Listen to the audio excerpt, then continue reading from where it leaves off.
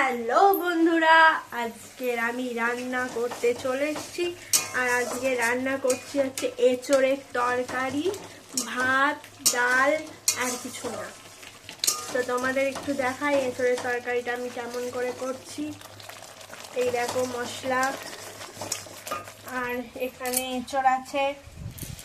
আলুটা ভেজে রেখে দিয়েছি, আলুটা পুড়ে গেছে, পুড়িয়ে ফেলেছি। তো আজকের আমাদের রেসিপি এই। আমি এঁচোড় খাই না, আমি শুধু ডাল আর ঘি দিয়ে ভাত খাবো, আলু ভাতে দিয়ে। এঁচোড় খাই না বলবো না, খাই, অল্প খাই। এবার একটু এঁচোড়টাকে কষিয়ে নেব, এই তুলে দিচ্ছি।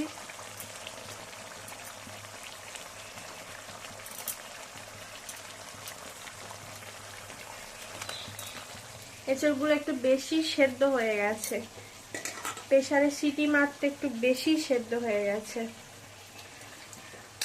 যাই হোক, আমি তো খাবো না, তাই আমার কোনো ব্যাপারও না। সেদ্ধ হোক, গলে যাক, যা ইচ্ছা হোক, আমার দেখার দরকার নেই সেটা। যারা খাবে তারা একটু বুঝে শুনে নিয়ে খাবে।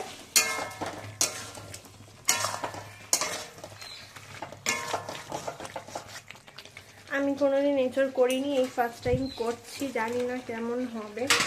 তো যাই হোক, কি করা উল্টে যাচ্ছে।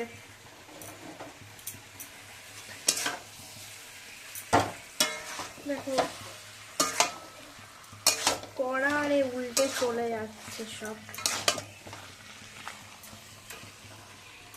তো টাটা, এই ভিডিওটা এই পর্যন্তই। আবার দেখা হবে তোমাদের সাথে নেক্সট ভিডিওতে। টাটা।